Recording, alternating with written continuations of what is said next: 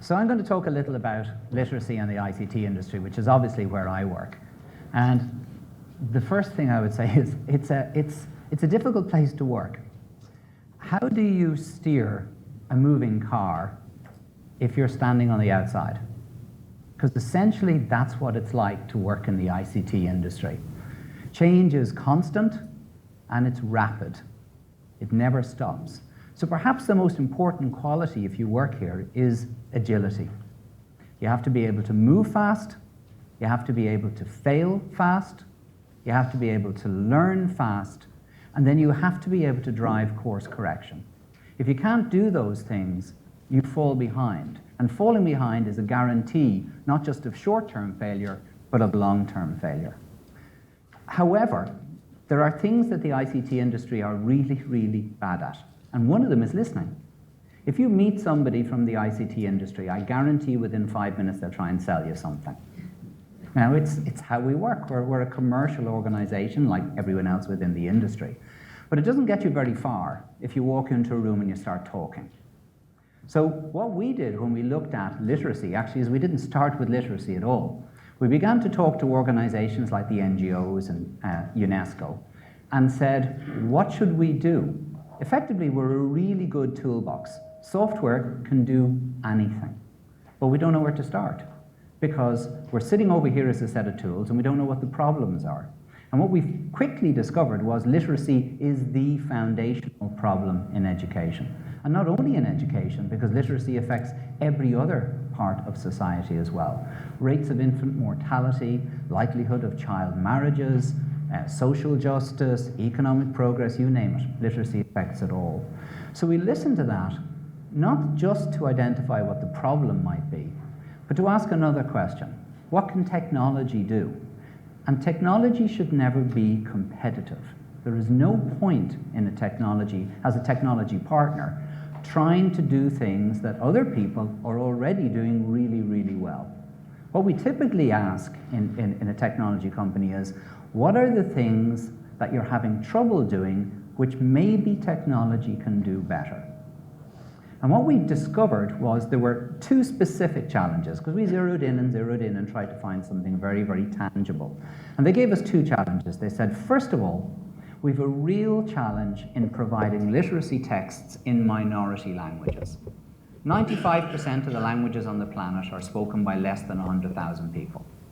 And it's really hard to learn to read and write in a second language. Mother tongue is really important. Being able to scaffold learning in mother tongue is really important. But economically, it doesn't make sense for the large publishers, the Pearsons and others of the world, to produce texts in those languages. Because not only are there very few customers, but often those customers have very little, if any, money. So we said, okay, that's something we think we can help to address.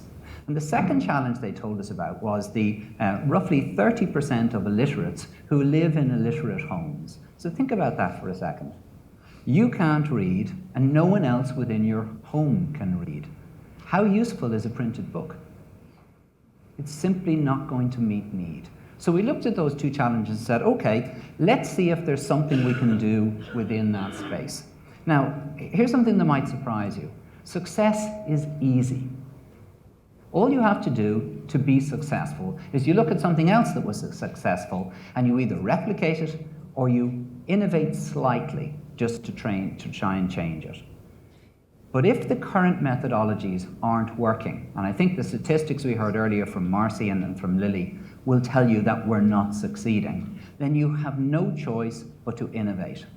But innovation means risk, and risk is very difficult sometimes for public organizations to embrace. Well, there's a reason for that. They're spending public money. Or if they're a charity or an NGO, they're spending money that has been donated by men and women and often by children. And they don't want to take risk. In fact, they don't want to move forward unless there's a guarantee of success. And that stifles innovation. Innovation implies risk. You have to take the money you have, take the resources you have, and accept that all of that might be wasted in the next 12 months. You might get to the end of a year or even longer and have nothing to show for it, except learnings.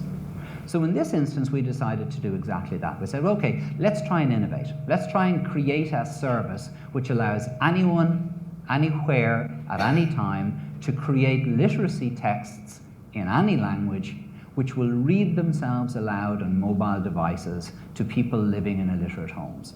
And that's exactly what we did. We built a service called Checkoff, which we've been iterating on for 2 years, which will take a really cheap device like this, and it will read a story aloud. In fact, just as an aside, if you want to know how fast the ICT industry works, 2 years ago I brought along a device like this and said, look at this, none of you want this now because you've all had new phones in 2 years. No one will go back to the phone they had 2 years ago.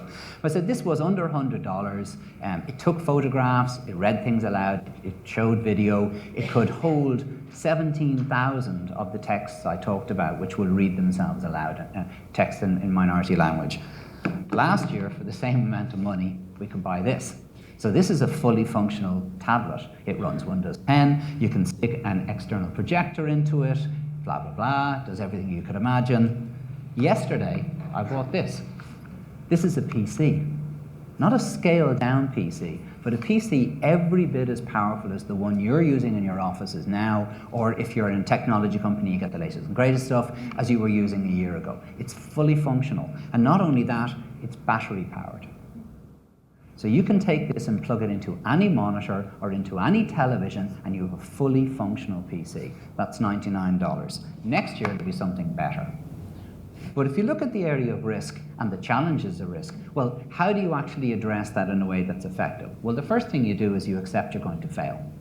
So we spent a lot of money developing this service called Checkoff, and then we decided we better trial it. So we decided to go into Lesotho, and we found a college of education with a lot of students of education, student teachers.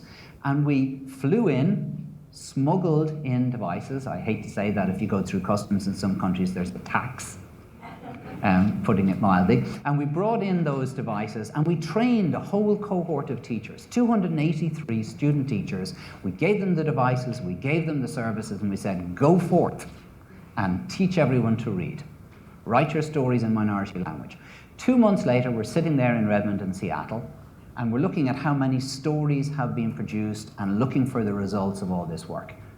And there's nothing, absolutely nothing. Not a single story written in Sesotho, not a single learner who's benefited from everything we've done. It's not a very comfortable place to be, especially when you've been spending the company's money. So what do you do? What do you do as a leader when you work in an environment in which failure is virtually guaranteed? We had teams of developers who've been working for months, often at long hours, to build these services. We had people working as program managers and trainers who had invested their time training the teachers, organizing the logistics, and there's nothing to show for it. Well, some of the qualities you need as a leader in these circumstances are the following. First of all, you need empathy, because the reality is failure is as much emotional as it is professional. None of us like to do it. And it hurts us when our efforts have resulted in failure. The second thing you need is confidence, because if you don't believe in what you're doing, nobody else will. And lastly, it's the ability to make course correction as a team. Now, because the reality is, this is the most important quality we look for in the ICT industry. When we're hiring people, we want people with grit. We want people who will take failure and move forward. We look to find this quality, nurture this quality, and preserve this quality. And everybody needs to do that within their own organizations. And we need to collaborate, because I don't think anyone in this room has ever done anything on their own. And I say that not only as somebody who works in the ICT industry, but as a poet and a short story writer. Nobody does anything on their own. In fact, ego and self-reliance don't drive innovation, actually they kill it. We need to have a culture of collaboration. And this is the most important thing of all. Forget devices, forget software. The biggest advance in technology in the last 10 years has been what we call big data. The ability to capture and analyze and predictably analyze information. So what we did in our instance is say, well, okay, why did we fail? And we found out something very, very simple. We've been told by the College of Education that although we'd given the students phones to consume the stories they would create, they could all access a computer within the College of Education. It was a lie. The reality is those students were never let near the computers in the College of Education. So they couldn't create the stories, and therefore they couldn't do anything else. So armed with that information, we said, okay, we need to learn, because you can't learn without data. And you can't learn unless you honestly accept your own failures. We could have spun this as a success. Look, we've trained lots of teachers. But we said, let's accept our failure and learn from it. And with data, we said, okay, we need to do something else. We need to develop something new, so we developed a mobile author which worked on the phones. And we now have over 3 million users of the services that we've built. But if we go forward, well, we need to trial elsewhere. So we're working with World Vision in Kirtland in Kenya. We're working with British Council in Egypt. In fact, we're running proofs of concept in 31 different countries right now. And with a bit of luck, we're going to fail. And I mean that sincerely. We're going to have glorious failures, which will help us to learn, and those failures are absolutely vital. An organization which doesn't embrace failure is either guaranteeing that they'll do the same thing again, which does not work, or that they won't do anything at all.